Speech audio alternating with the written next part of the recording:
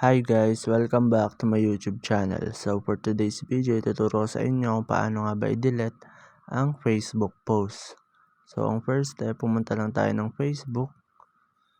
So kung makikita nyo dito, ito yung mga post ko.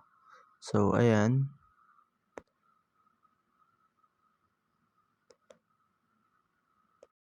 So ayan, ito yung i-delete natin. So pindutin lang natin yung 3 dots dito sa right side, and then pindutin natin yung delete, and then yes lang natin.